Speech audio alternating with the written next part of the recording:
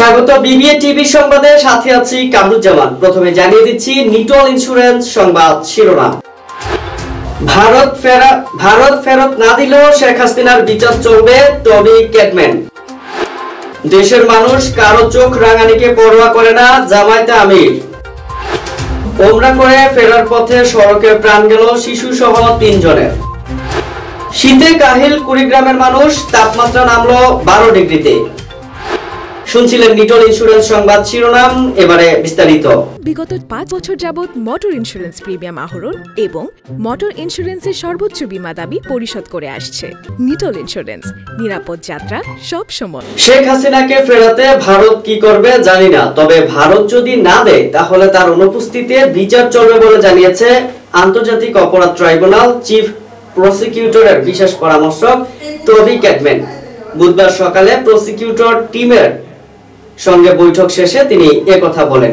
এ সময় শেখ হাসিনাকে বাংলাদেশে ফেরত দিতে ভারতের প্রতি আহ্বান জানান আন্তর্জাতিক এই অপরাধ আইন বিশেষজ্ঞ। টবি ক্যাটম্যান বলেন, শেখ হাসিনাকে ফেরাতে ভারত কি করবে জানি না, আশা করছি ভারত একটি গণতান্ত্রিক রাষ্ট্র, তারা বাংলাদেশের বিচার ব্যবস্থার প্রতি সম্মান জানিয়ে জুলাই গণহত্যার প্রধান আসামি শেখ হাসিনাকে ফেরত পাঠাবে। দেশ যখন ইতিবাচক ধারায় ফিরতে শুরু করেছে, তখন ফ্যাসিস্টরা দেশকে অশান্ত করার চেষ্টা করছে। ফ্যাসিস্ট ও ষড়যন্ত্রকারীদের চোখ রাঙানিতে দেশের মানুষ পরোয়া করে না বলে জানিয়েছেন বাংলাদেশ জামায়াতে ইসলামীর আমির ডক্টর শফিকুর রহমান। বুধবার সকালে রাজধানীর মগবাজারে আল ফালাহ মিলনায়তনে কেন্দ্রীয় মজলিস শুরায় অধিবেশনে তিনি এসব কথা বলেন। জাতীয় স্বার্থের জায়গায় সবাইকে ঐক্যবদ্ধ থাকার আহ্বান জানিয়ে ডক্টর শফিকুর রহমান বলেন, ছাত্র জনতার ত্যাগের বিনিময়ে নতুন বাংলাদেশের জন্ম হয়েছে, তাদের ত্যাগের মর্যাদা দিতে সকলকে ঐক্যবদ্ধ থাকতে হবে। শফিকুর রহমান বলেন, বিভিন্ন দেশে কারারুদ্ধ বাংলাদেশিদের মুক্ত করার ব্যাপারে সরকারের উদ্যোগী হতে হবে। দেশের মানুষ আর কারো চোখ রাঙানিকে পরোয়া করে না। হবিগঞ্জের মাধবপুরে ওমরা শেষে বাড়ি ফেরার পথে সড়ক দুর্ঘটনায় 1 বছরের শিশু সন্তান ও নারী সহ 3 জন নিহত হয়েছেন। এছাড়া মাইক্রোবাসে থাকা আরো 6 যাত্রী গুরুতর আহত হয়েছেন।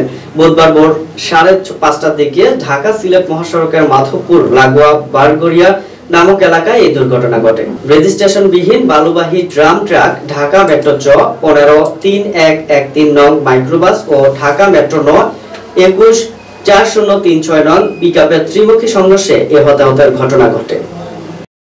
শীতে কাহিল কুড়িগ্রামের মানুষ, তাপমাত্রা কমে যাওয়ায় বেড়েছে শীতের তীব্রতা। শীতের দাপটে স্বাভাবিক জীবনযাত্রা ব্যাহত হয়ে পড়েছে। বুধবার সকাল 7টায় জেলার সর্বনিম্ন তাপমাত্রা রেকর্ড করা হয়েছে 12 ডিগ্রি সেলসিয়াস, যা গতকাল ছিল 15 ডিগ্রি সেলসিয়াস। আবহাওয়া অফিস জানায়, আকাশে ঘন মেঘ থাকায় আগামী 24 ঘন্টা সূর্যের দেখা না মেলার সম্ভাবনা রয়েছে। শীতের তীব্রতায় বিপাকে পড়ছেন কৃষি শ্রমিক ও স্বল্প আয়ের খেটে খাওয়া মানুষজন। তীব্র ঠান্ডায় অনেকেই খড়কুটো জ্বালিয়ে শীত নিবারণের চেষ্টাও করছে। সংবাদ শেষ করব, যাওয়ার আগে শিরোনামগুলো জানিয়ে দিচ্ছি আরো একবার। ভারত ফেরত না দিলেও শেখ হাসিনার বিচার চলবে, টবি ক্যাটম্যান। দেশের মানুষ কারো চোখ রাঙানিকে পরোয়া করে না, জামায়াতে আমির। ওমরা করে ফেরার পথে সড়কে প্রাণ গেল শিশু সহ 3 জনের। শীতে কাহিল কুড়িগ্রামের মানুষ, তাপমাত্রা নামলো 12 ডিগ্রিতে। বিবিএ টিভি সংবাদ এ পর্যন্তই। সর্বশেষ সংবাদ জানতে ভিজিট করুন youtube/bbtv এবং ফেসবুকে লগ ইন করুন facebook/bbtv। এছাড়াও আমাদের ওয়েবসাইট ভিজিট করতে পারেন www.bbtv.news। এতক্ষণ সঙ্গে থাকার জন্য ধন্যবাদ।